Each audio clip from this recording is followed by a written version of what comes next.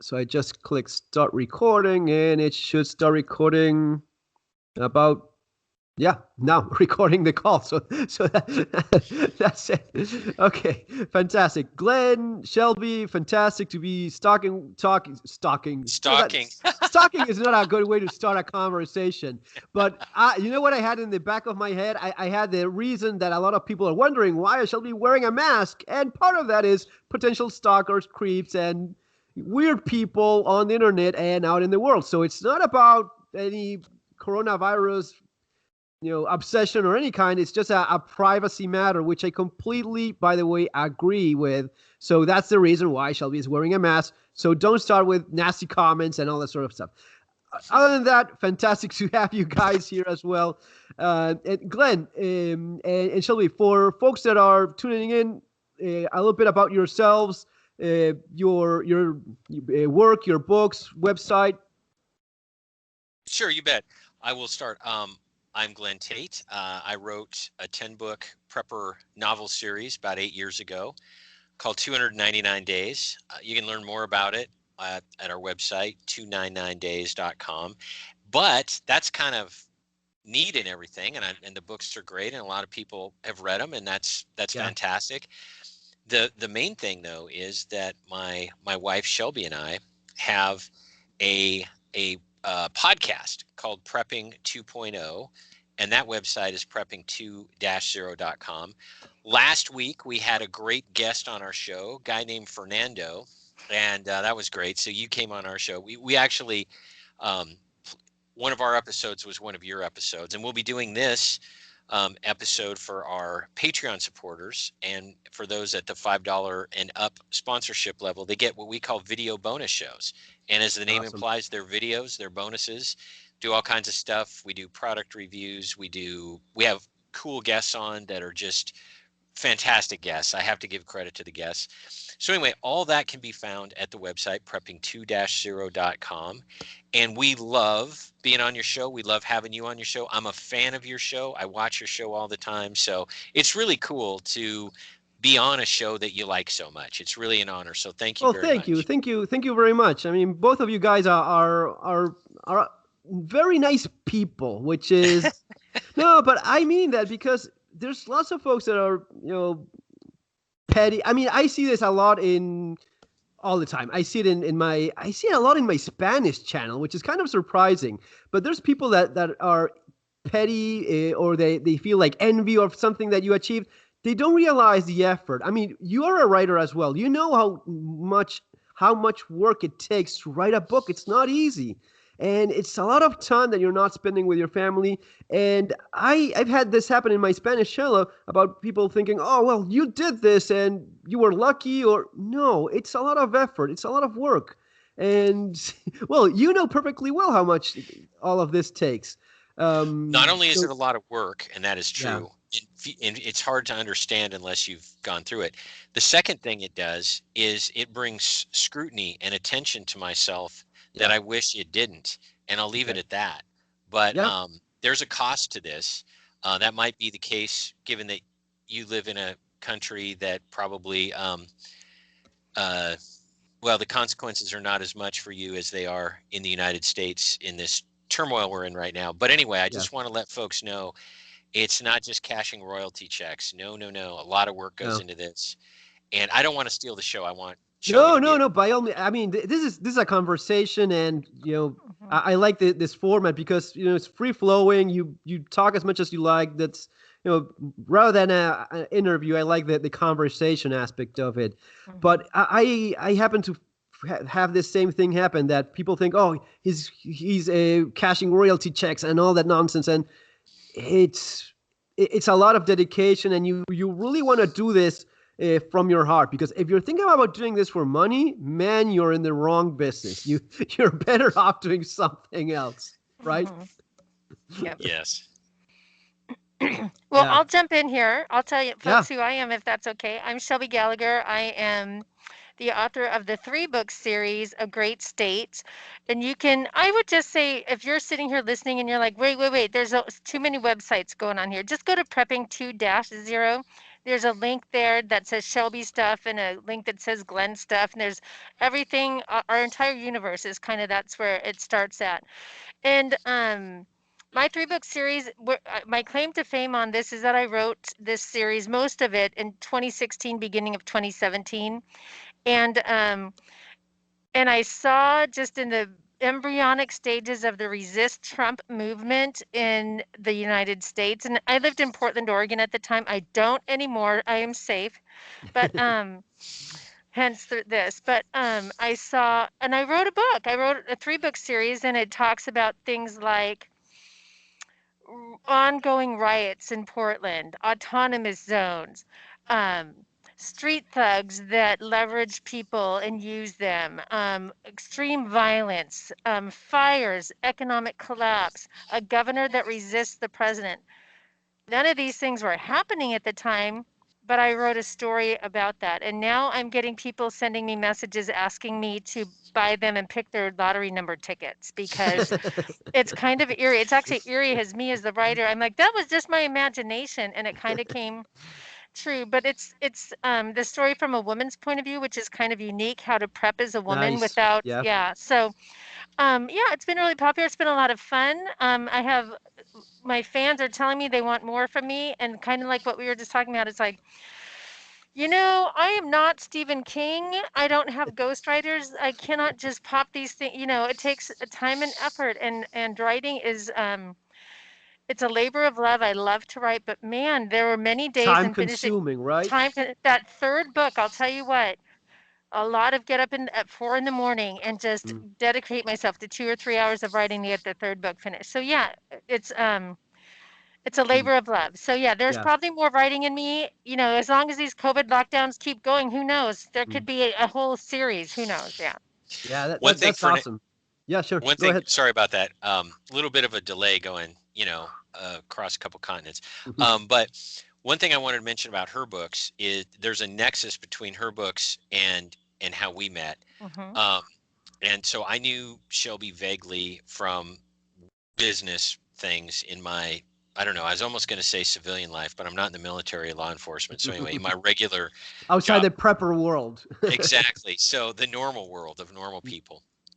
Um, and she, I told her, I confided in her that I wrote these books, 299 days. And then she sent me a manuscript of this book she was working on. It was a draft, and I still have the email. It's pretty funny. It said something like, I know you probably get a lot of manuscripts and this is probably no good, but tell me what you think. And I read it and got to chapter 3, and those who've read the book will know what I'm talking about. I got to chapter 3 and I sent her a text. Giving me her phone number was probably a terrible idea on her part, although it worked out well. And It's worked so, out kind of good so far. It feels good. I don't normally do that, folks. That's hence the mask. Anyway. so I sent her a text and I said, I'm walking around my house trying to decide which hammer to use. And she probably thought I was absolutely insane. And You are a little bit off. yeah, I am a little bit off. And so she was like, okay. And I said, because I need to decide which hammer I'm going to use to cave that dude's face in chapter 3. And the point with that is that it was so gut wrenching and well written, and just it glues you, that I actually was thinking, if I were able to intervene, what hammer would I use to cave a guy's face in? Those are not thoughts I normally have. In fact, I've never had that thought before. So that's when I thought to myself, you know what? This is a fantastic manuscript. And then we took it from there. So, and a quick thing about wives is that there is that sounds terrible.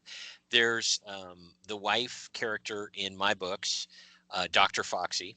Uh, Lisa is her other name in the books. And I was married to her, and now I'm not. And now I'm married to Shelby, and going to leave it at that. So there's that.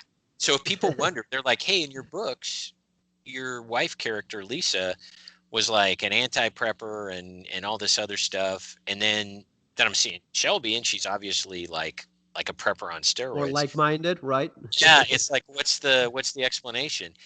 And I'm gonna not give an explanation, but I'm gonna note the contrast. Yeah. Hey, it's life. Life works that way. And this goes back to what we were talking about in the beginning, the judgment of people, or I can always do better than you. You screwed up here and there, or questioning every little decision in your life, or things that happen to you, because that's life. It's stuff happening to you, and you're dealing with that as well as you can. In many ways, that's what you do when you prepare. You try to anticipate to that to a great extent.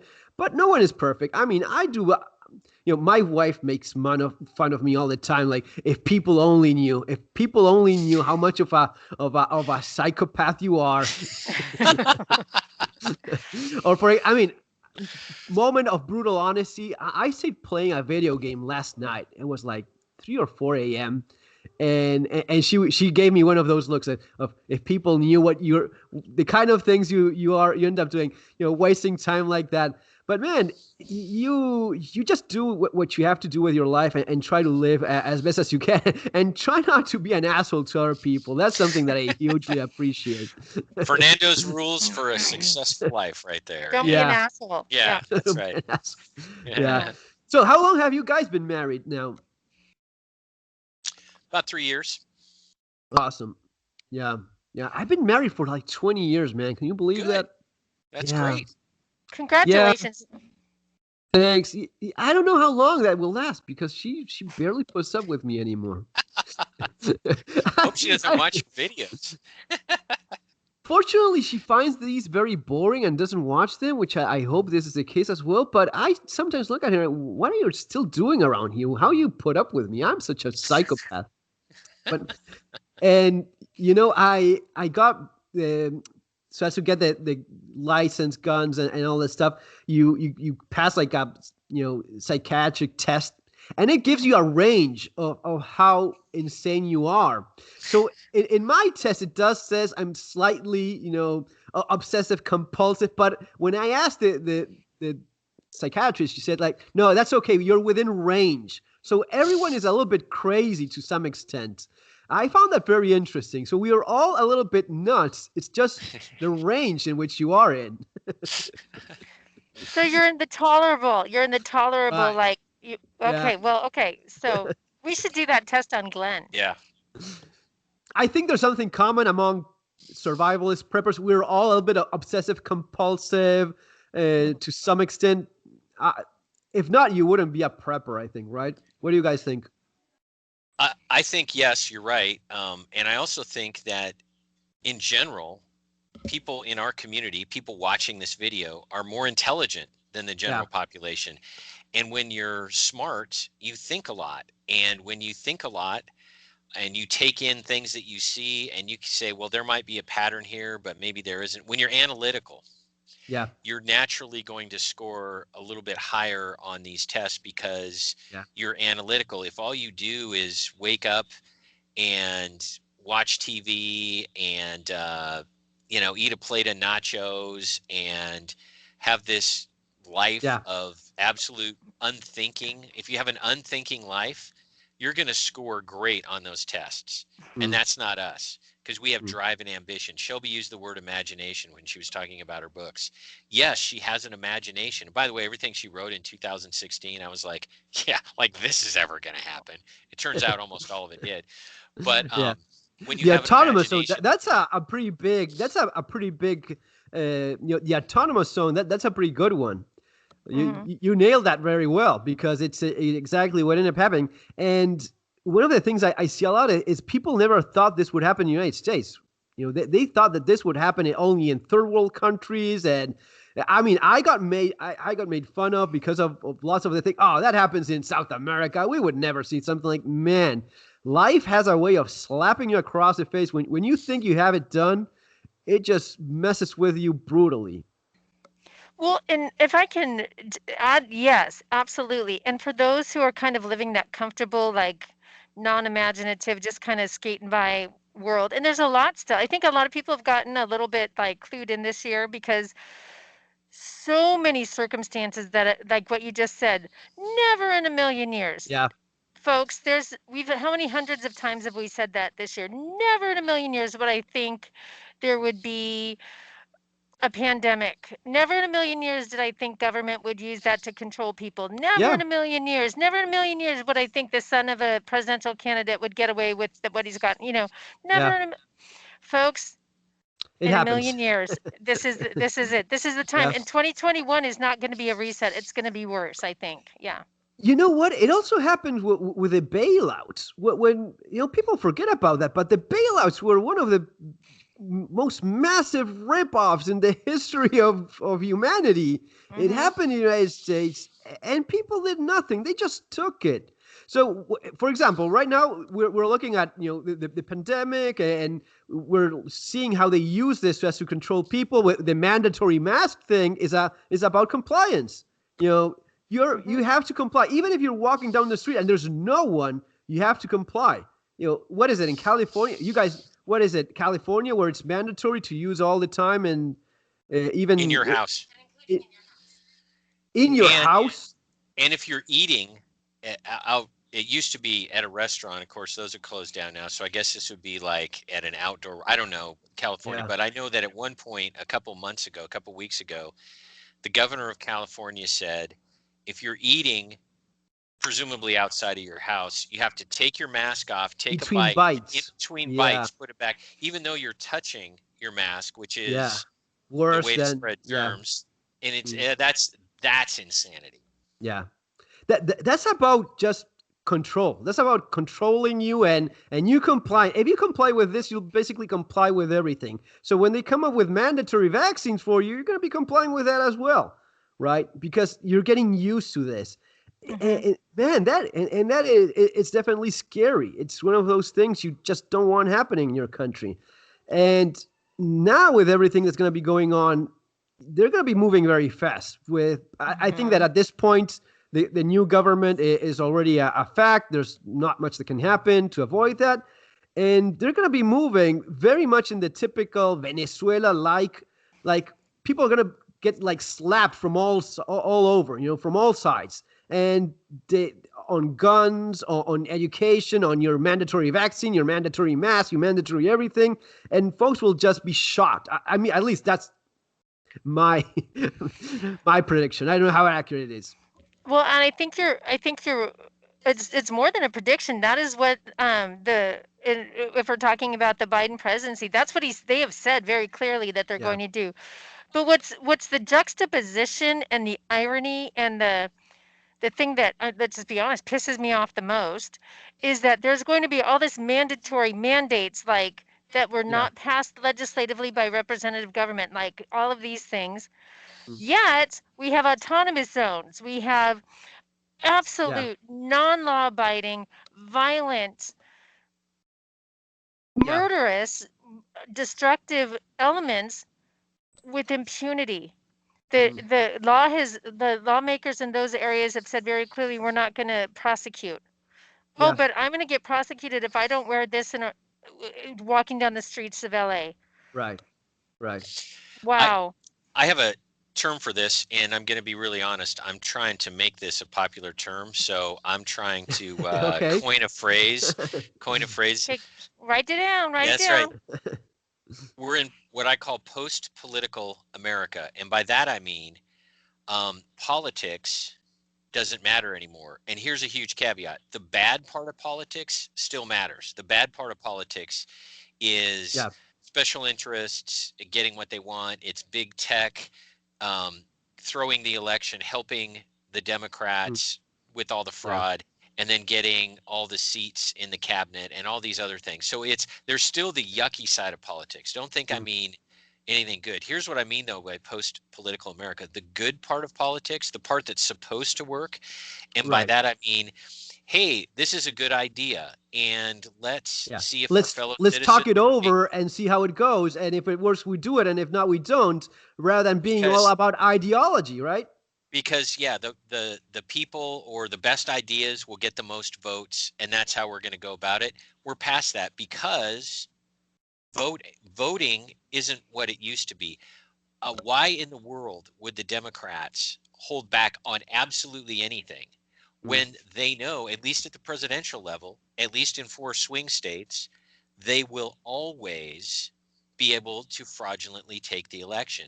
I think it's worse than that. I think the Democrats look around and they're saying to themselves, holy Toledo, we got away with this. Can you believe we got away with this? And then it's not just going to be the 4 states every 4 years in a presidential election. It's going to be Georgia for these Senate seat runoffs. It's going to be states all over the place, blue states and purple states. The Democrats are going to say, you know what, we can just cheat. And I'm telling you guys, nothing's going to happen. Because if nothing happened from the 2020 cheating, it's impossible to ever get caught. And when you have a criminal mind and you want a ton of power and a ton of money, and in some cases, some of these Democrats have hate in their hearts. They hate people Some like of us, them. quite a few of them. Yeah. And there's no stopping you. I hate to sound like a comic book, like there's no stopping us now, but there is no stopping them. So that's why we're in post-political America. So Fernando, when you say they're going to run away with it, I think you're exactly right. I think it's even worse than that, man. Okay. And can I add to that before go you ahead. say that? So I want to give and Glenn and I disagree on this. What? So we live in a blue area of the country, and we've lived in these places for a long time. We can go back to a governor's election in 2004 in Washington State. I can go back to a governor's race in Oregon when I lived there in 2010. Google Chris Dudley election 2010. At that same year, the senator race for Al Franken. And what you'll see every time, 2004, going to that governor's race here in Washington, there was not mail-in voting, but there was this whole, let's recount until we get the count we want, and let's pull some ballots out that we know are invalid, and we'll keep throwing them in the mix in the middle of the night kind of thing.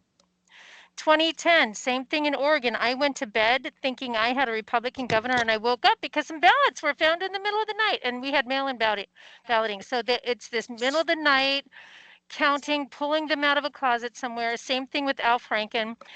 In Minnesota. In Minnesota. And you can find these little state level ones where, and what's in common, Dominion voting machines were in place in many of these places, but they're not just Dominion, and I'll talk about that here in a second, but this whole, let's pull ballots out in the middle of the night after everyone's gone to bed, and there's the scrutiny level is way down. So there's that. And then let me jump to an election that happened here in Washington a year ago. It was a special election for, and if you can look this up, for a state ballot measure, I-1639. It was a gun control measure. And I want to give people an idea. This is the amount of cheating that has gone on historically. So, and I think there's cheating, and this is where Glenn and I disagree. Dominion voting systems here in Washington are kind of the, the database over here behind the scenes. You can sit there and count ballots all you want. Gun control measure passed by 65%. That's an insane number, folks. I cannot walk into a room with 65% of people agreeing. Most elections fall in that 48 to 52 or 40. It's in the 40s and 50s, not 65%. I don't care how blue the state is. 65% is insane. If you have an issue that you want to run on a state ballot, like a gun control issue, if you can poll it, and the Democrats are really good at this, poll it and it comes out 65%, you can win because you know that the squeeze rate will come down and you'll land above 50%. No way does an election happen at 65%. That was I guarantee you, I can't prove it, but if I could, I'm going to predict it. That would be proven as cheated. So what's happened over decades, probably 2 or 3 decades, with middle of the night cheating, Dominion voting systems in a lot of these blue states, all of this is that the Democrats are like, okay, we've done it on a state level. We're ready. So when this election comes up, we're ready with ballots in the middle of the night. We know how to do that. We have a Dominion voting system where we can change things. And they put their little minions in place and just did what they've done for years at state level, and they did it at a national level. Guarantee you they just did that. And so at that point, as a citizen, I get it. Yeah. All of this, donate to my campaign, go campaign and get votes. It doesn't matter. That is a dog and pony show. Elections right now don't matter until that cheating gets taken care of. And right now I don't see that happening. So those are my thoughts. It was a long-winded answer, but it is sad state we are in right now. It's a complicated state, and we've been talking with Matt this for Mm-hmm. Yeah. months. Yep. Been watching them all. The thing is, you know what? I think that there is already a lot of people that wanted this. There's a lot of people that Mm-hmm. wanted this. There's a lot of there's a lot of Not. people that have been indoctrinated into, Yeah. and I could tell you that you know as you guys know, I left my country. I'm from Argentina. That's where I was born and raised. I lived in the United States, and but I'm Argentine, 100%, right? I had to come to peace with the idea that people wanted what they got. You know what I mean? Do you know what I But mean? Because in my country, when they committed fraud, they filmed as they dragged people across the border to vote like cattle. They dragged them, and this is all filmed, proven time and again. They dragged them in trucks from across the border. They gave them an Argentine ID, and they took them to the voting pool, and they voted. So yes, massive fraud. But I have to admit that a lot of people wanted that as well, because if not, they wouldn't have gotten away with it. Do you know what I mean? mm-hmm. If the opposition was so strong that would not be allowed, they would have, you know what, we're kicking you out of here. Get the hell out of here with your Bolivians being brought across the border to vote with an Argentine ID. Are you crazy? We're not going to be putting up with that. The thing is, there's unfortunately, and this is what I had to come to terms with. Unfortunately, there's a lot of people in my country that want to go with the left-wing populist nutcase thing, very much like the folks in Venezuela at their time wanted to go with as well. Sure, now they want to kick the guy out, but back then they wanted him. Back then they wanted socialism, and now they want to get rid of it. They can't. So this is the little trap in which people fall. And we used to think, yeah, this happens only in China, this happens only in South America, this happens only in certain parts of Europe, this would never happen in the United States, except for California and New York, which a lot of people forget. Those are spots where this mentality has been festering for how long? You guys tell me. How long has California been worse than China? They adore communism over there.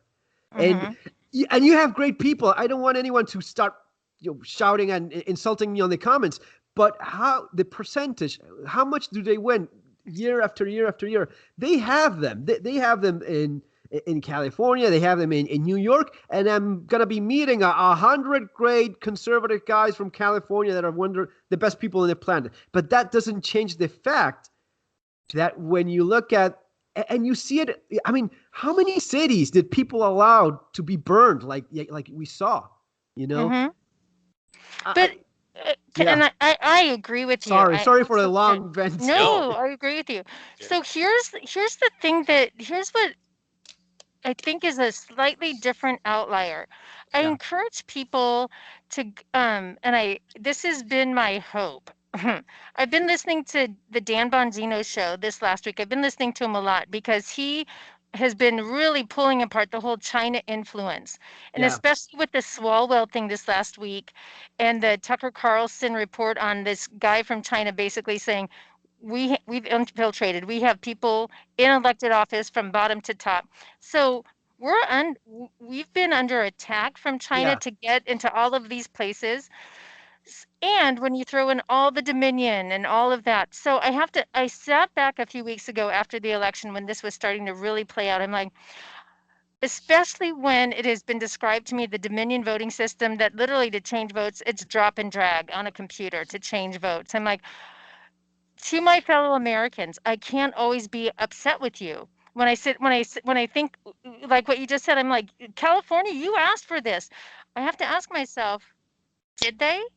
Did 65% of people in Washington really vote for gun control? I can't believe that because I would live here. I know that there's this little piece of Seattle and this little piece of two cities. I think there's been a lot of drop and dragging going on. So I want to encourage. I think that's what's different here than maybe some other countries, because I really think we've been infiltrated and we have judges at key positions, has these things have gone through the appeals for this election have gone through the court system. I just look at, the Secretary of State of Georgia, who is a Republican, going, there's no fraud here. I just, Yeah. I'm like, you're compromised, dude. China has you by the throat Yeah. and is bribing you, is pressuring you, has got dirt on you, has got Swalwell kind of stuff on you. You're compromised. So I have to look at my fellow Americans and go, I can't be mad at all of you, because when between 73 and 74 million people vote for Donald Trump and he does not win the popular or electoral vote, there's cheating going on, and I can't be mad at everyone. If anything, I look around and go, the majority of you did not vote for this in. We've been played. And Glenn has some thoughts on this. I can add to that from some personal anecdotes that I think illustrate this well. And I think a lot of viewers right now are probably going to be able to relate to this. So when Obama was and by the way, Shelby and I are not like partisan people. It's not like the Republican Party is the be all and end all. So I don't want to sound like a cheerleader for the Republican Party. But the Republicans are not socialists, so that's a good thing. Anyway. So in 2012, when Obama was reelected, I was sort of, and this is going to sound dumb, but I think a lot of people can relate. I was mad at America, the majority of America, because clearly the majority of America in 2012 voted for Obama. I'm like, how can you do that? Fast forward to 2016.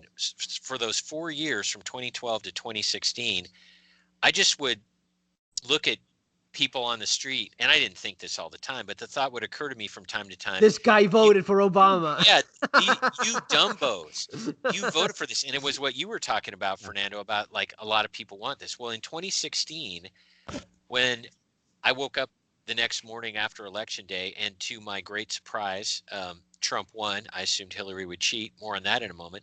But I remember this disgust at my fellow citizen was lifted. I thought, oh my goodness, the majority of Americans don't suck. This is fantastic. And I realized right then and there that for the past 4 years, how much it had been weighing me down, thinking people, the general population sucks. Well, here's why I don't have that same feeling right now. And it's exactly what Shelby was talking about. The majority of Americans voted for Trump. And so I don't have that disgust for the general population that I did. And I can what's the official the official, because I remember that when Trump won, in theory, I mean, and we're talking numbers that none of us trust by any means, but back in 2016, right? Was it 2016 Trump won? Yes. When Trump won, Hillary supposedly won the popular vote for like 3 million, right? Yes. I don't know what the difference is in 2020, but like you say, we can't trust the numbers. I'm sure of the votes that got counted, I'm sure that Biden won by more than 3 million, probably a lot more than 3 million, but there's no way that's accurate. And so I don't feel, I try not to be emotional, I try to be analytical.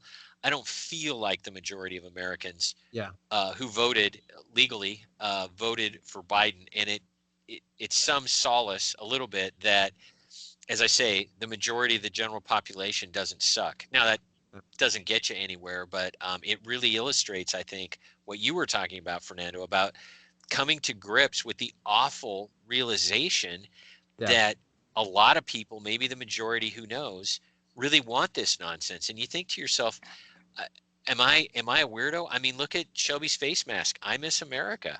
That's how we feel about it. That's a line in my books and all that other stuff. Your face mask is arriving here soon, by the way, Fernando.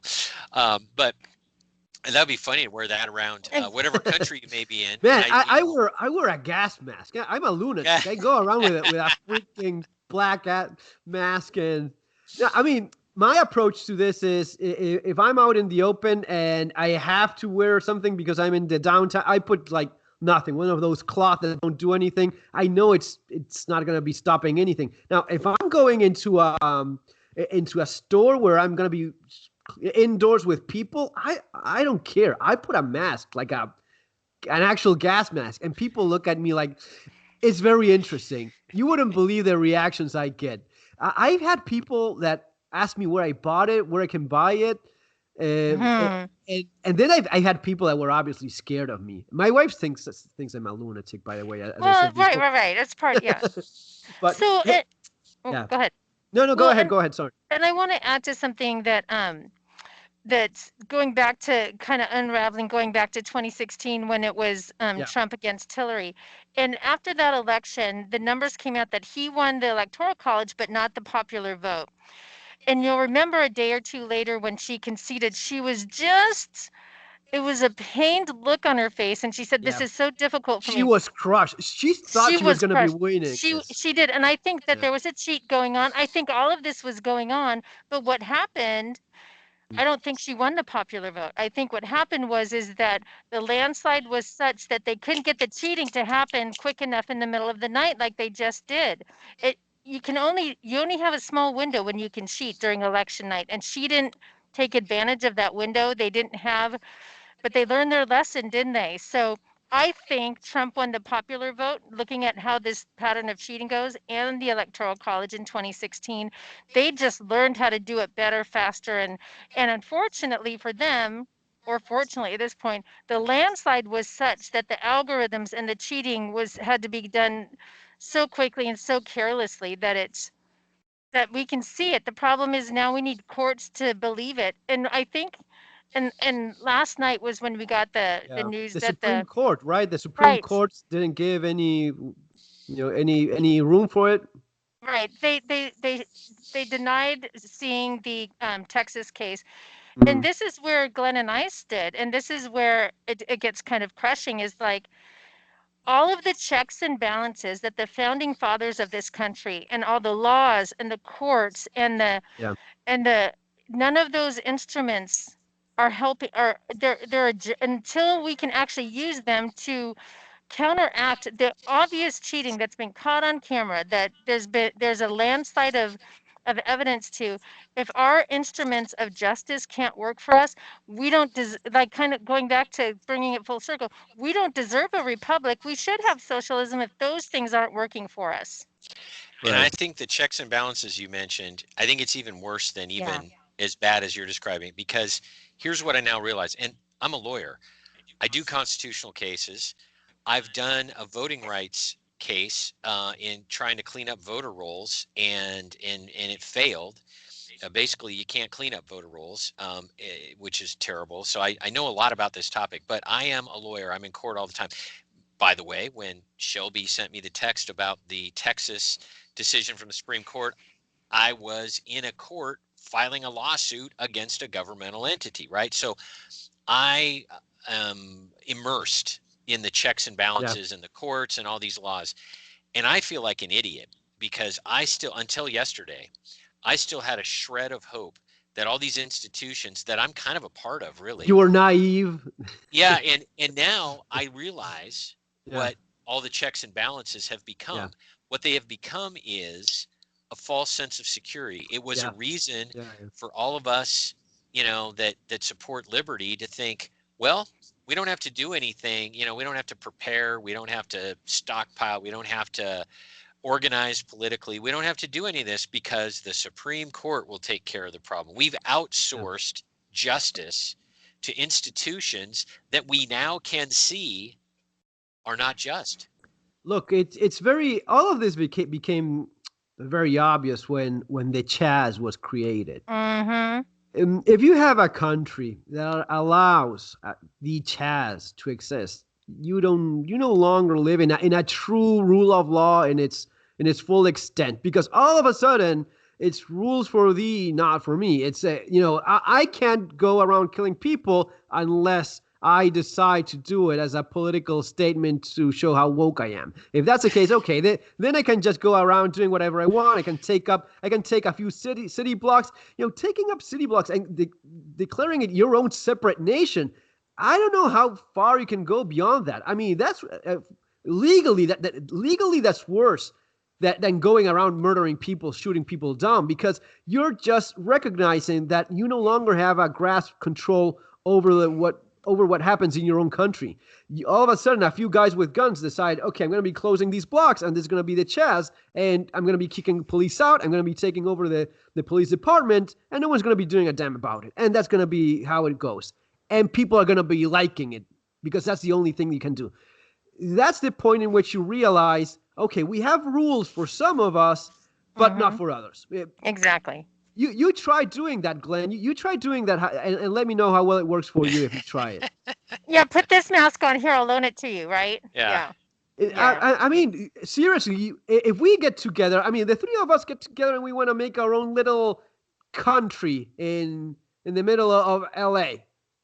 How well is that going to be working out for us? They wouldn't allow that, but they allowed it for them because they're signaling to the right ideology. And this is all about ideology. This is a war on ideology and a war on freedom, basically.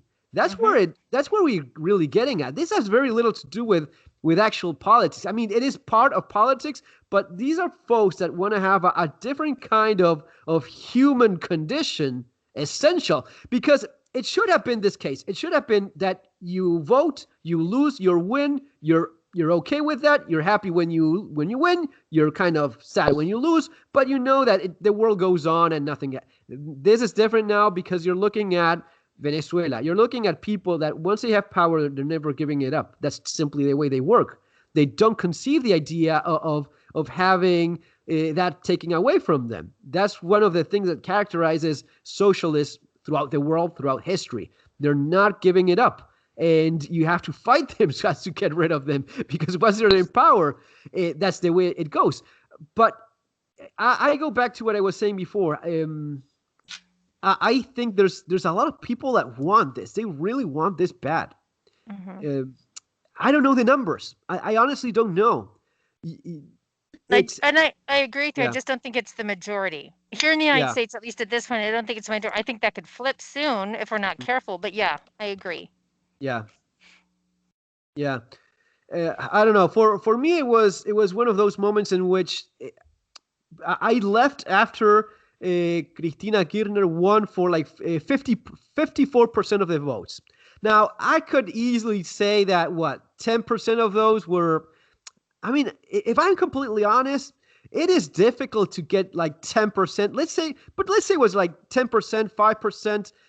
But still, there's way too much people that love the idea of living in that kind of hellhole, and I just didn't want that for myself anymore. And why should I put up with the consequences of the mess they made? Why is it that I should have my family hurt, my kids hurt? Why is it that I should live in such misery because all of these folks wanted that? And when they had a break, because it was almost 4 years ago that we had Mauricio Macri. Macri was president in Argentina for the 4 years. He lost like a year ago, right? This was a center-right business type of guy, actually friends with Trump. He was a business partner with Trump. He was friends with Trump. He played golf with him. So he was very much in. He's an engineer. He maybe has more of a So, and he was mayor of Buenos Aires before that. So he had maybe more of a background of politics than Trump, but he was very much in line with him. And he ended up losing. How bad that loss was, how much fraud was involved with that, I don't know. But I know that people did not like the idea of doing things well. They wanted to go back to doing things wrong, to doing the corruption thing, to stealing. They like stealing, and that freaks me out. That's the divide, and that's the divide. One thing that's different, and what Argentina went through was horrible. I don't mean to say it was no big deal, but I'll say this. At least when Argentina went through its problems about 20 years ago, and maybe more recently, a few years ago, and Fernando, you're an example of this, there were other places in the world you could go and move, you could relocate to. My question is, if the United States becomes Venezuela, where do the 70, 80, 90, 110 million of us, where do we move to?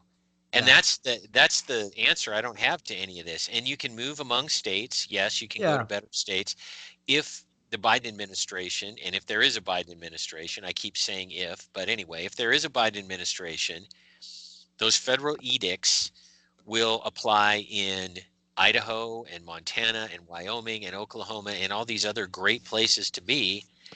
And where are people going to go? And then if enough people feel like the situation is intolerable, and we're not there yet. So let's be honest. I'm not trying to be overly dramatic, but if there is, then that's a better way of saying it. If there is an intolerable situation and we can't move anywhere, that's a recipe for conflict that I pray to God, quite literally, I pray to God, never ever happens. But I feel like it's being thrust upon millions of Americans. And that's disappointing. It's more than just sort of grieving for the loss of the Republic. I don't want to be dramatic, but last night I actually felt for the first time that the Republic was lost with the Supreme Court not doing anything about the fraud, because obviously there'll be fraud next time. We've talked about that. And it's funny, I was, when I got done in court, I was in a drive-through getting some dinner. You know, it's the healthy Glen Tate lifestyle that I lead. And there was a lady in a car ahead of me, had a Trump sticker and a sticker that said, worry less, pray more. And her window was down. And Shelby had just texted me a few minutes earlier this news. And I got out of my truck and I went up to her and I said, I see your stickers. I agree with you. And I said, the Texas case in the Supreme Court was dismissed. And I looked at her. I said, it's over. The Republic is gone. She ended up, by the way, buying my dinner, lunch, whatever it was. She ended up paying for my thing just out of, I didn't even know. I got up there and they go, the lady paid for your stuff. But I try not to say stuff like the Republic is gone. I try not to. I really do, because, and like you, Fernando, people listen to what we have to say, and I choose my words carefully, and I don't want to depress people. However, it is pretty doggone dire. And so we were grieving, Shelby and I last night, it was a terrible night for us. We were grieving the loss of something very dear and precious to us. And I think we need to acknowledge, everyone, if you felt that way, acknowledge grieving's a thing. It's an important thing. So go ahead and get the grieving process done. I'm not making fun of it because I'm going through it. And then we just have to be as self-sufficient as we can. We have to be as autonomous as we can. We can't do what the other side is doing, all their made up stuff and all their lawlessness, because it's not us. Many of us believe we have there are eternal consequences to the decisions we make down on earth. I'll leave it at that. And so we're not going to go and do horrible things like they do. But the seriousness level just went up, is my point, because legally, politically, socially, economically, I don't think there's any magic solution to make everything okay again. There were some little thin reeds of hope, and it kind of got dashed with the Supreme Court not taking the Texas case. Hate to be that brutally honest, but there you go. So on the upside, I got a free lunch out of it from a total stranger. So I got that going for me. No, it's good that you talk with people that, look, it is so complex. People don't realize how complex this is, because the people are so polarized like never before. You have people that literally want to kill you for what you stand for. They literally want to kill you. Then you have millions. I'm not kidding. You have millions of people that honestly think that cops are out there slaughtering black people every single day. They think that. And you may see like a 20-year-old something, and she's, do you know what happens to... And she starts preaching about how mistreated minorities are, and how cops go out there every single day hunting black people like it was like some extermination chapter from the local police, that it's, destroy. They have these fantasies, and they believe. But my point is, they believe that. Some people out there, and when I say some people, it's probably millions, they think that Trump is a fascist. They think that. They honestly think that. And you may try to explain to them that they're wrong. You may try to explain, look, maybe you don't like Trump, but he's not a fascist because he does not go by the definition of what a fascist is. You're just mistaking. Your delusions, your fantasies are just misplaced. That's not the case. But they honestly think that.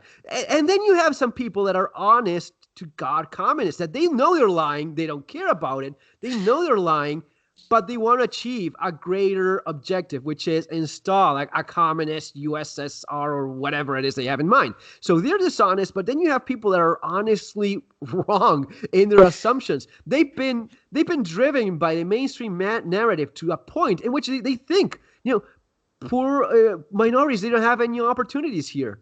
This is a country that we've been oppressing people.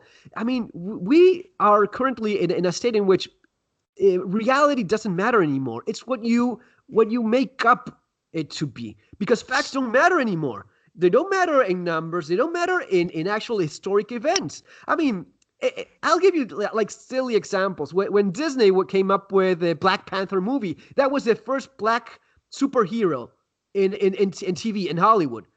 I remember when there was Wesley Snipes with Blade. That was a great comic. It was like 20 years ago, and he was black, and he was a fantastic superhero, and the movie was fantastic. But no. All of that does no longer exist. It's Black Panther, because now black people actually show up in Hollywood, and now they can be movie stars, because 5 years ago, they weren't allowed to do that. And that's a lie. It's not true. But it doesn't matter. It only matters the narrative you're able to drive. Sorry for No, monologuing. Sorry for that. Oh, absolutely. The way I summarize kind of what you're saying is that if I talk to someone who's as you described, a fascist, communist, left leaning, whatever, it's like we don't even speak the same language. I mean, I'll say to them, you do realize that Antifa, who claims to be anti-fascist, is actually the fascist. So let's no, and then the conversation it's like a different language, and they the don't know their own divide. logo, where it comes from Germany, and that they are the most horrible people you could possibly think of, and they don't even realize that. It's sad. Well, it's really sad. And one of the takeaways of all of this, and because we're speaking to preparedness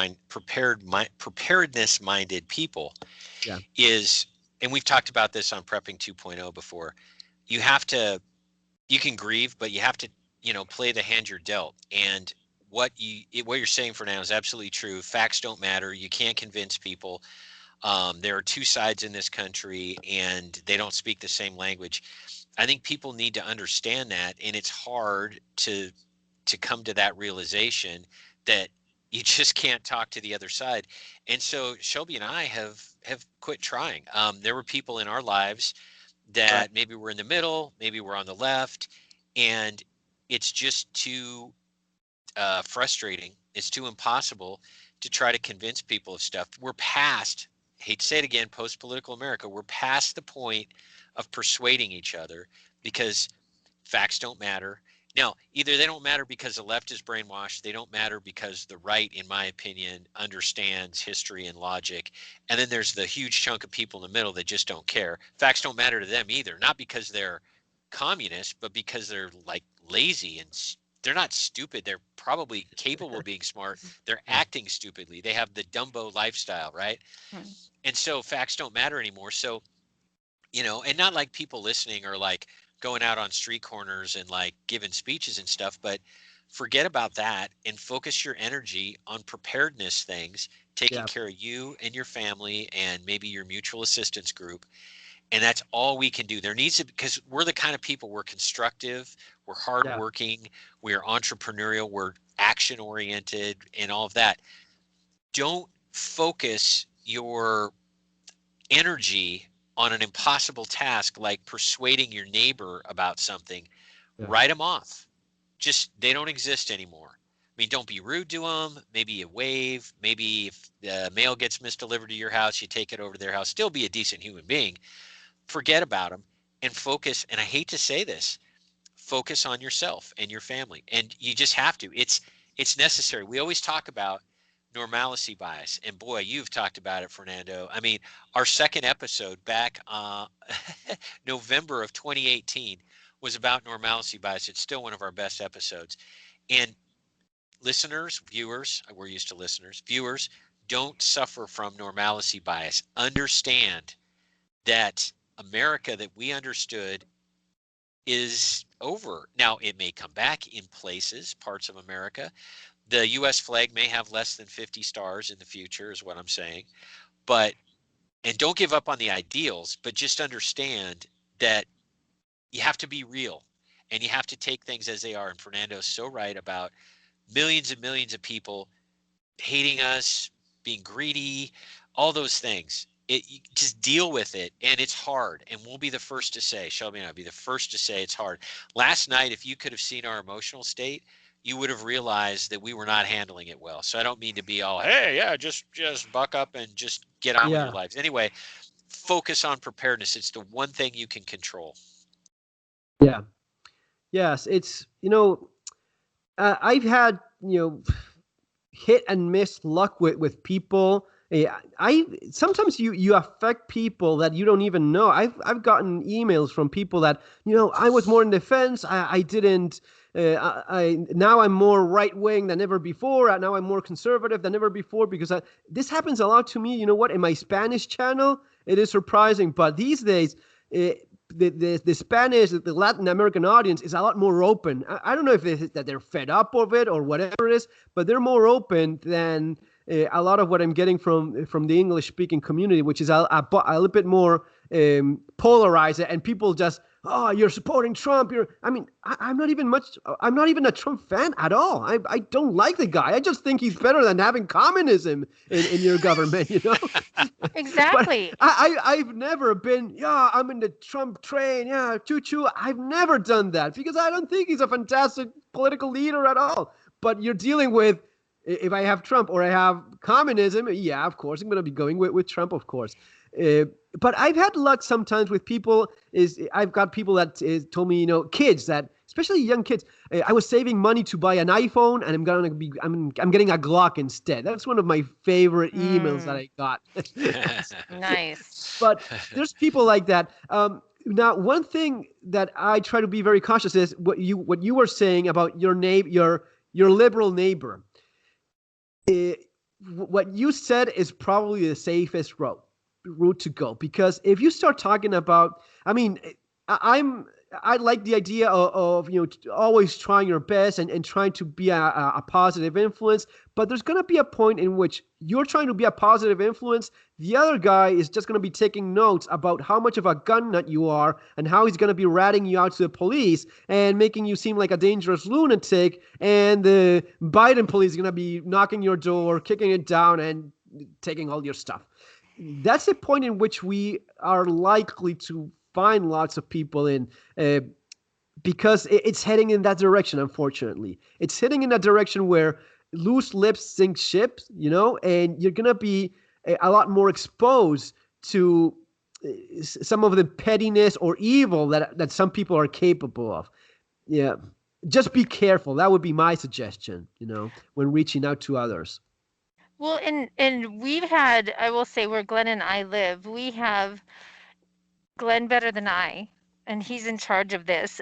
We have neighbors, and it's political. And it's the whole, let's navigate this this is what it boils down to. I'm not going to tell you the stories or anything.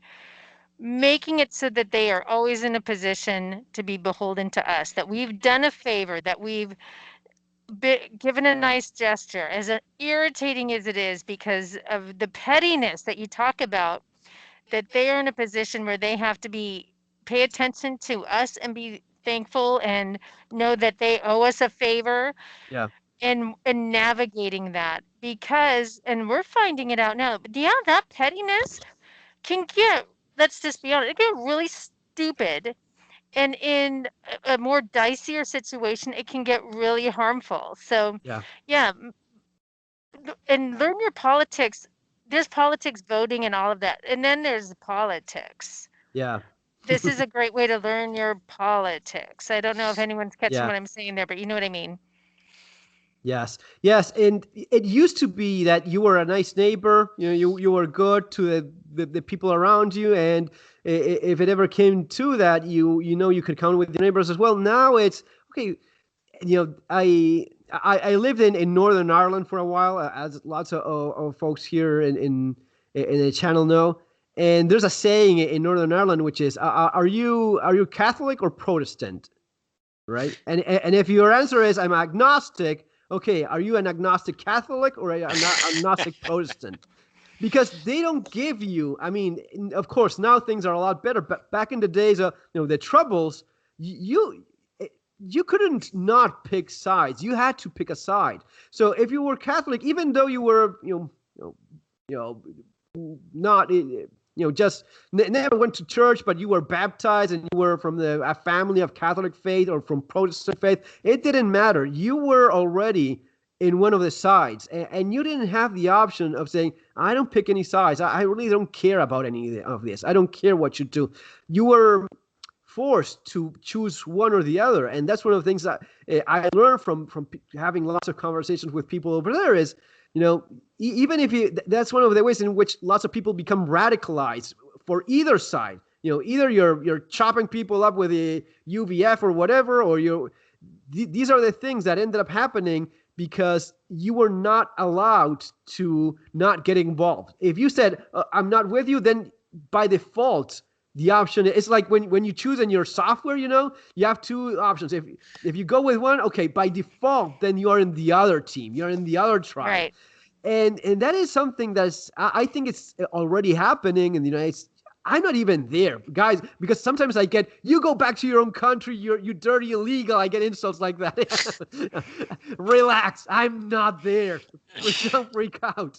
But that's one of the things I think people will have to get used to, and it's not going to be easy because we're not used to thinking like that.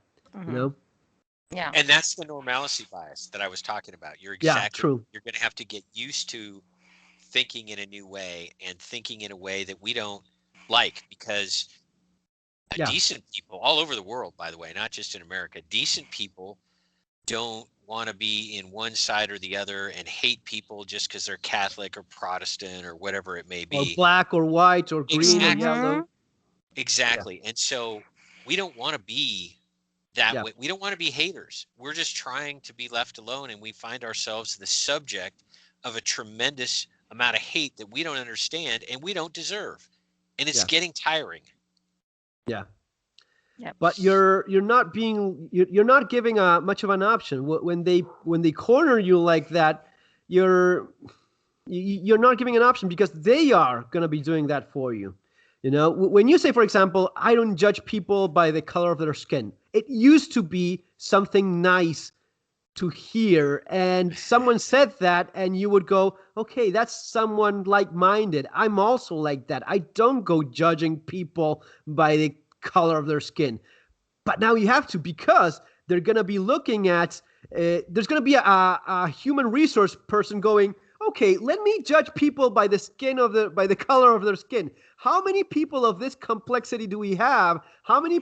And he'll have a list, literally judging people by the skin of their color, or by their sexuality, or by their gender. How many female do we have? Are we okay with our 50-50 share of women and men in managing positions? Okay, does it matter if they're actually capable? Do they have like an Asian woman that is going to be great at this job, but all of a sudden I need to put like a black guy here because that's going to be hitting my number so as to be politically correct enough?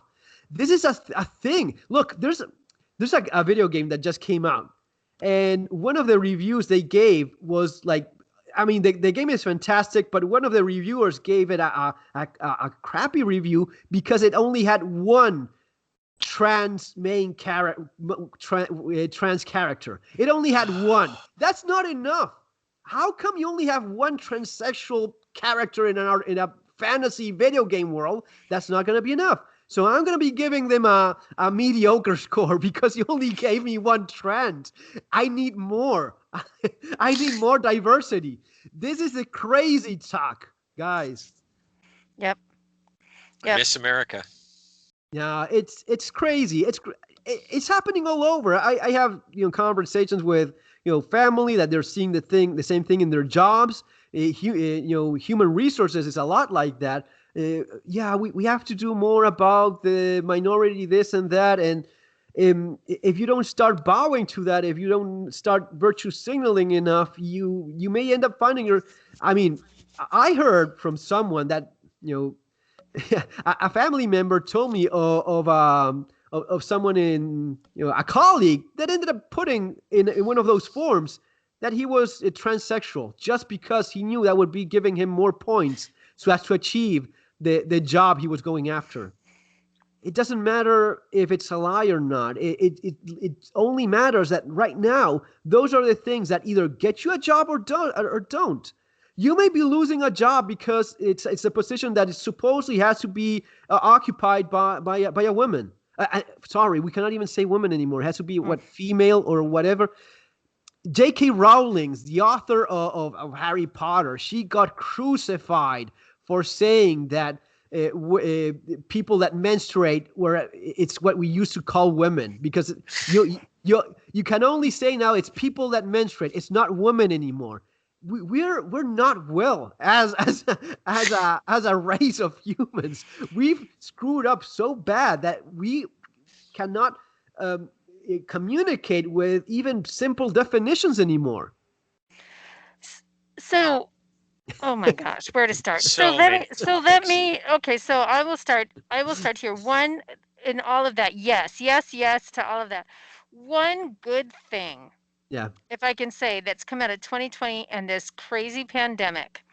yeah, At the beginning of 2020 and during 2019, we saw the downfall of Harvey Weinstein. yeah. Hollywood, blockbuster, head of Miramax. Come to find out, he's been raping Yes. actresses, and the Predator. downfall. Yeah, Yep, the downfall of the Bill Cosbys and the downfall of Jeffrey Epstein, and this kind of this, I don't know, institution of these high-powered men that systematically just victimize women. So that was the first crash in that industry. The second one was a pandemic. You're not seeing, and the crash of the movie theaters here in America, that was a multi-billion-dollar industry. I feel bad for local movie theater owners, yeah, but right now there's not a whole lot coming out of Hollywood. And for this, I'm glad, because all of us can say this based upon what you've just said.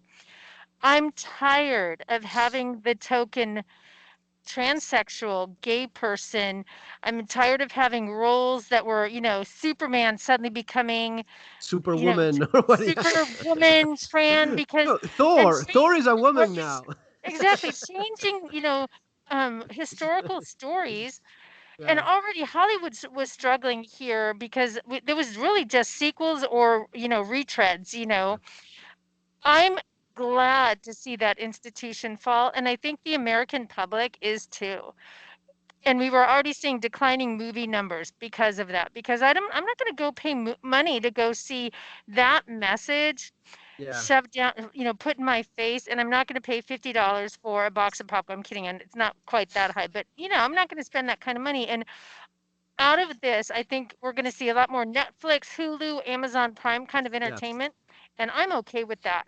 And I think it's also putting a big hit on the checkbook of all of these high-powered movie stars that mm, haven't been in a movie, haven't been in million, haven't been paid $1 million, several $1 million for a movie. And what they have been doing is screeching in front of YouTube and wearing, crocheted masks, mm.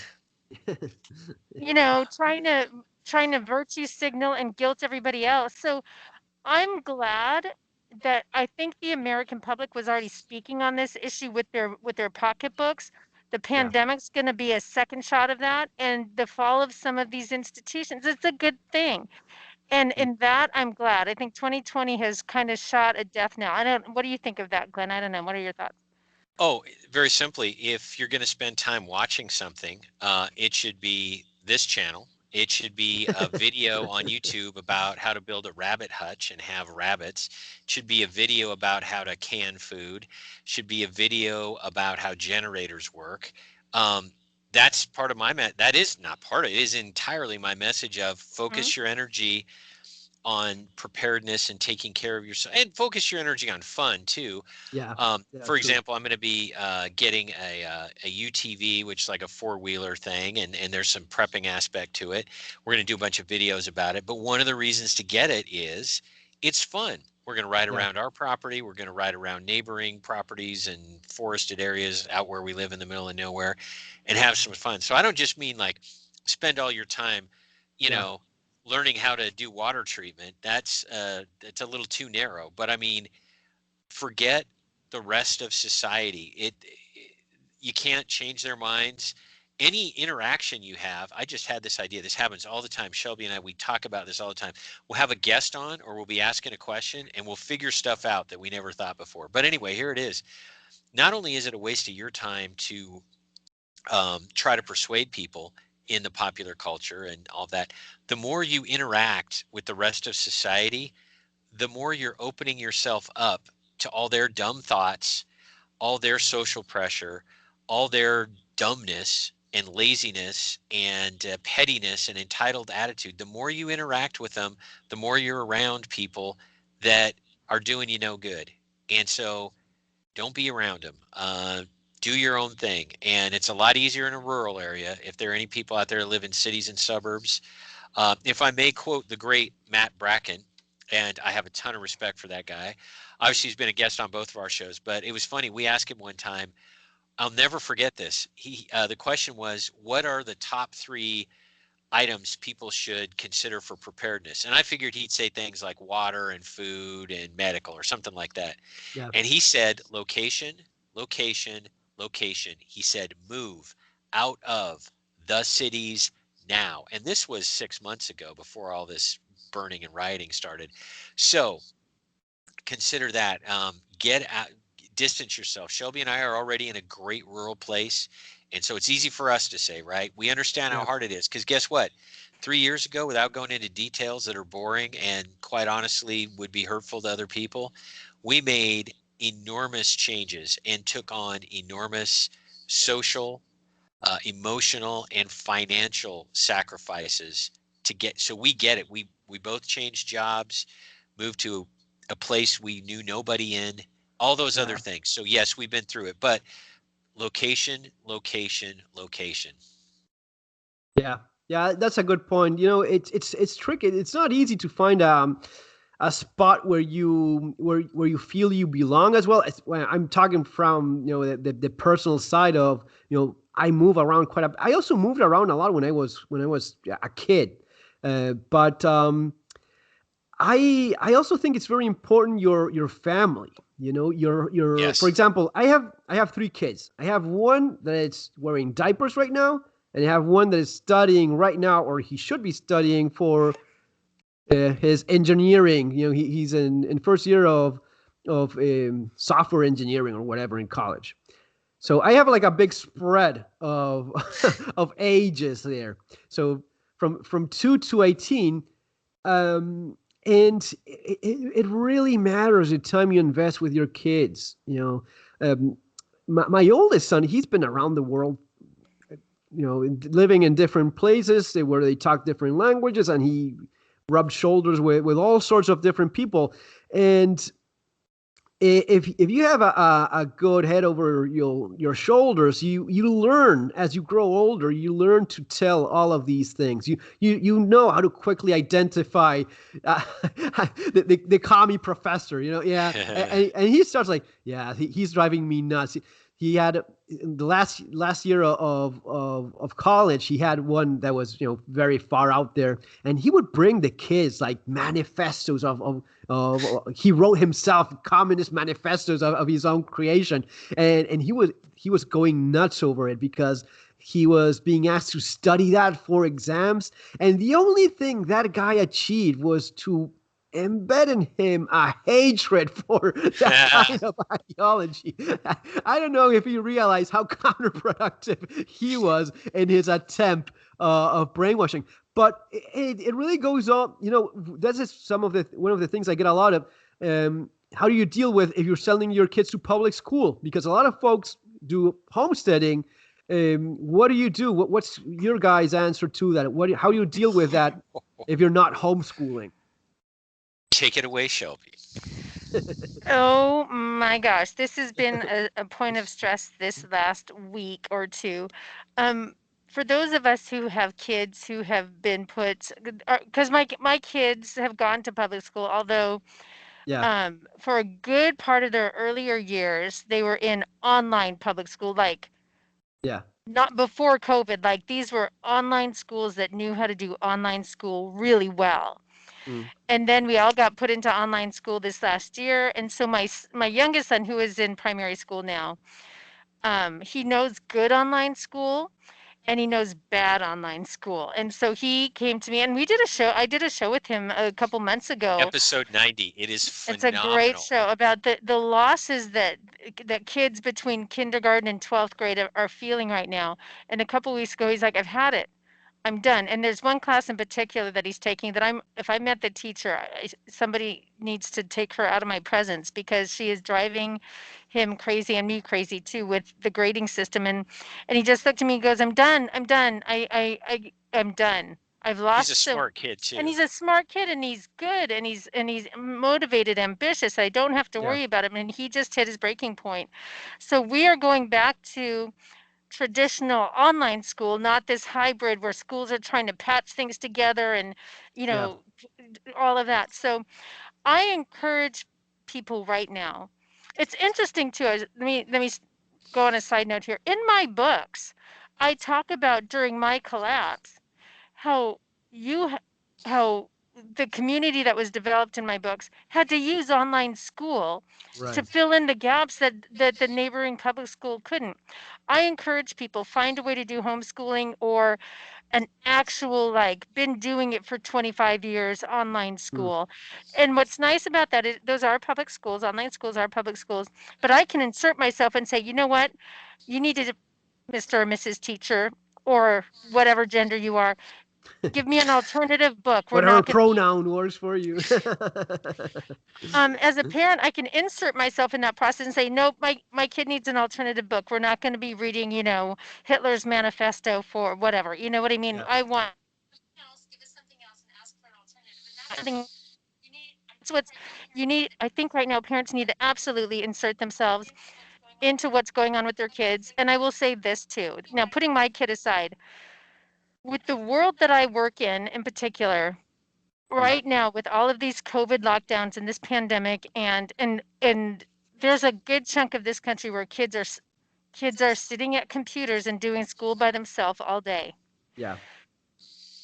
And folks, this has been 8 or 9 months now, and you know what? Inside those young minds, while parents are out trying to make sure that the bills are paid and food is being bought, they're going to dark places. And you need to latch onto your kids and take care of them. I said this to somebody else earlier this week, and then sure enough, right across my news cycle came a young man on the east coast of the United States who committed suicide. And he was a good kid. He's a football player. He's in Mm. sports. He's an A student. Yeah. But this kind of isolation, they're not going to tell you, but they're going to dark places. Folks, latch onto your kids, insert yourself forcefully into their education and take care of them because right now it's not good. It's not good. Yeah. And I'll add to this, I don't have many regrets in life, fortunately, but one of the things I would have done differently, my kids are in their early 20s, two of them. They're in the books, by the way. So a lot of people have read the books, kind of know who I'm talking about and feel like they know them. One of the things I would have done differently is homeschooling, which would have required a couple things. It would have required another thing I wish I would have done, which is live in a rural area in the Western United States instead of a suburb.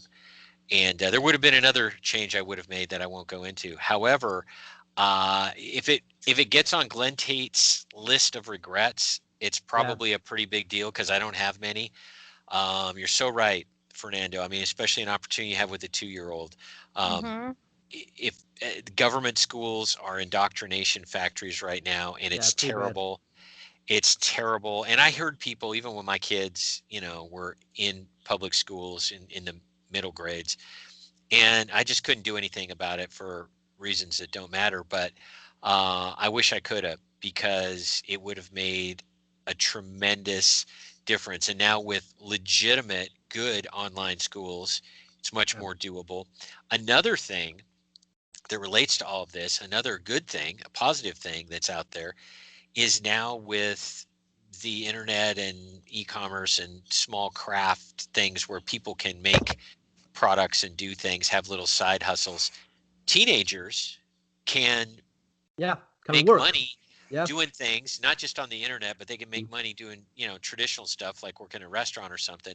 But kids now, and this would be, in my mind, sort of part of a homeschooling setting or milieu or something, would be online school, homeschooling, and then really encouraging kids to do things online. I mean, Shelby's Yeah. son, it was funny. He came to us a couple months ago when all the online school, all the COVID stuff closed down. And he said, "Hey, I'm thinking about doing a small little business on the internet." He designs and with his friends produce some pretty amazing logoed, sweatshirts and cool stuff that's really, really well done. But and he's like, would that be okay? And we're like, yes, it Yeah. would be okay. Heck yeah.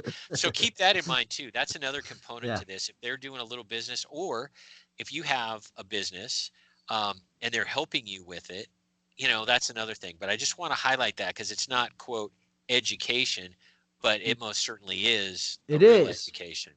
It is, and it's an opportunity that we didn't. I mean, I didn't have for sure growing up. None of this existed. But for example, my oldest son, he did some programming for online for companies, and that's one of the things that it doesn't have to be big, because sometimes kids, or older kids, get this idea, oh, this is not paying enough. It doesn't matter. If you're making a single buck, it's a single buck you made on your own out of nowhere else. And that's just a huge difference from having made zero. So we all start from somewhere. So don't be disencouraged. And if you're selling one t-shirt, if you got one gig doing, a logo or whatever it is that you got, that's how you get started. And it may grow up to be a serious business. But besides that, regarding the homeschooling or public school thing, I think that whatever it is that you do, you have to be very involved. Because just like we know all the horror stories of public schools, I know a couple of pretty bad ones with people that were supposedly homeschooling when in fact they were just not paying attention to their kid all day long. And that kid learned nothing. It was you have to be, whatever it is you do, you have to be on top of it. You have to be involved. And sometimes you don't feel like it because you're tired or you just want to chill and you don't want to, but having a kid is responsibility. You have to be engaged all day long with your son. With your kids, you have to ask them every single day, how do you do in school? What do you do? What kind of exams? How do you do with your grades? So who do you have a fight with? Because it's so easy, and especially I think we are blessed that we have more time with our families, and a lot of people are working until they don't even see their kids all week long. And on weekends, a lot of people don't even feel like spending time with their kids. Or it goes into the nature of each individual. Some people don't like being around their own kids. Friend of mine says kids are weird. Yeah. They are weird. They're That's okay. But, well, here's the thing. You produced them, so who does that land on, right? Yeah, of course. It's your kid. It's a responsibility. It's not all fun and games, man. You have to be there. You have to be there. And sometimes it's not easy, but you then get the results. If you invest, that time well, I guess that's the idea, because I know one particular case in which the guy was supposedly homeschooled, and it didn't do him any good, really. He's an adult that is not prepared in any way, socially or education wise or academic wise, and you see the holes all over the place in which that guy grew up to become an adult, and he's nowhere near as well prepared as someone that would have gone to even commie school with somewhat of a good parent.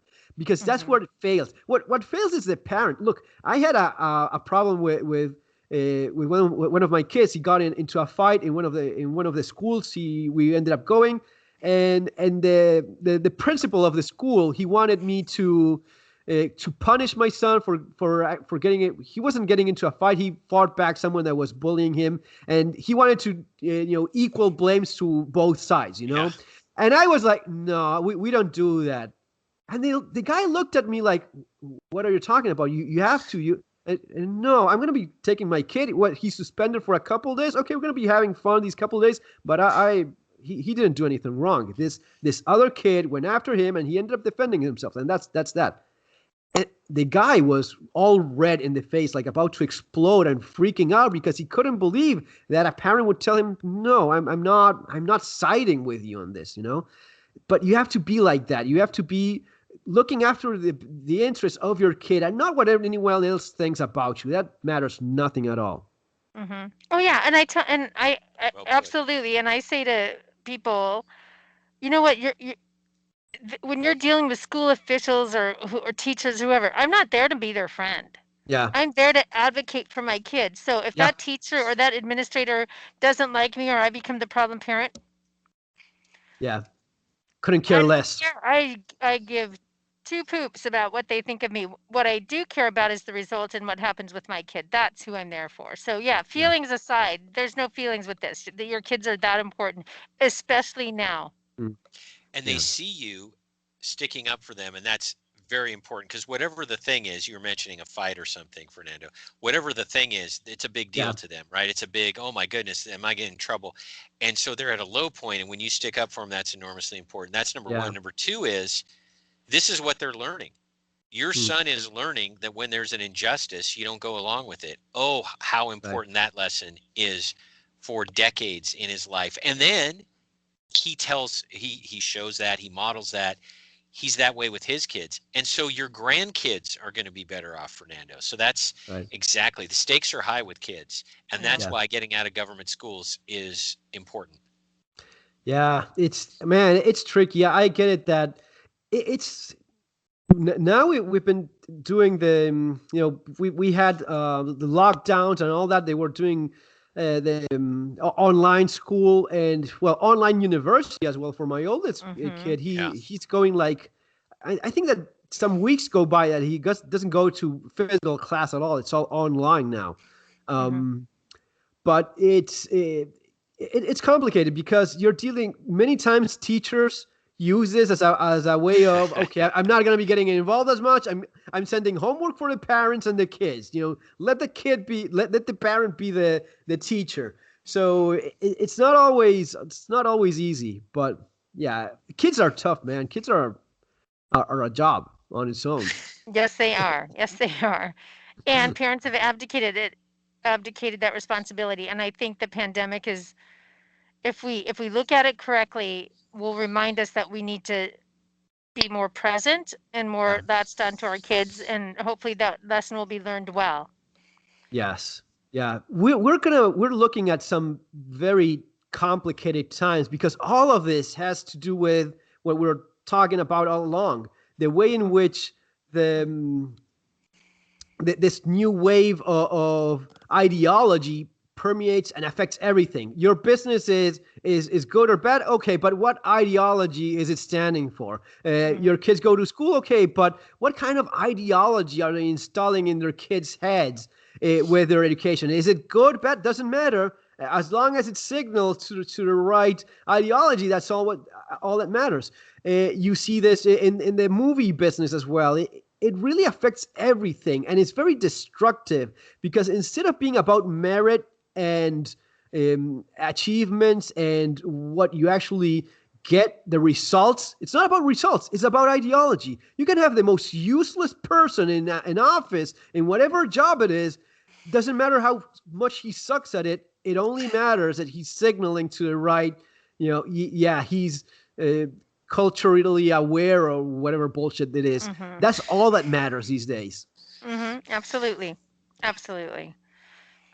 Yeah, yeah. Hey, sorry for No, talking about all this is this. No, great. this This is is great. great. And what I think is particularly cool is that I love the perspective of somebody who hasn't lived their entire life in the United States. In fact, you've only Yeah, lived a small portion of your life in the United States. And I find it fascinating as I listen to you. I'm thinking to myself about how so many things that we're talking about are universal, yeah. uh, They are. They are. absolutely universal. Mhm. And that's comforting, because I don't feel like a weirdo now. I don't feel like an American conservative. I feel like a decent person who likes justice and people being treated fairly and hard work and all this other Yeah. stuff. And there are people like that throughout the world. A Mm, lot of them have governments that don't let them do mhm. that and that squash them. And so you don't see a lot of the results of it. But people are people all over the world. And Yeah. you're reminding me of that. Yeah, and it's something that it's obvious. Not a lot of people don't notice this or don't realize this. You have people that are conservative, that are gun owners, that believe in freedom and liberty, and you may have a better or worse government. But man, in every country I've lived, I found what we call like-minded people. But people that you'd think, oh, this guy's American, but no, he's from wherever. You find people like that all over, and it's encouraging because it makes you realize it's a lot more of us than that sometimes we're led to believe that, oh, you're an American gun nut. No, there's some guy in Ireland that is more of a gun nut than you could ever possibly think, and he's not even American. He's freaking Irish, and that happens all the time. You have people that want the good for their kids that are not going to be okay with this new wave of indoctrination in the education system. Some countries are doing better than others. I think that in Eastern Europe, there's a good wave.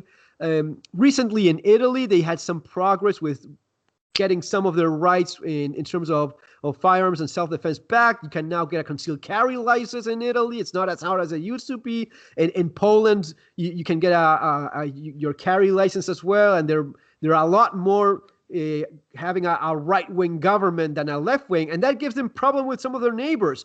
But there's other places, where this is very much a thing. It's not dead all over the world. Good. That's encouraging. Yeah. Hey guys, we've been talking for almost like 2 hours. I don't know what your schedule is. How long has it been? We have to go work. Actually, we have to do some work things. Awesome. On a side hustle, and so we should probably do that. Guys, yeah. This was fantastic, and it would be nice to talk every once in a while. Keep it going. You bet. Okay. And especially as we roll out communism in the United States. Yeah, why not? We'll be having you on our show certainly. Yes. Okay. It gets a big response from listeners, and that's what we love. So that's good Thanks, stuff. Man. Yeah, okay, Glenn, Shelby, thank you both for being here, and see you next time, guys. I'll leave the links below. You send me the links, I'll leave them below for folks to follow. And yeah, until next time, have a good one. Adios, everybody. Gonna be going offline.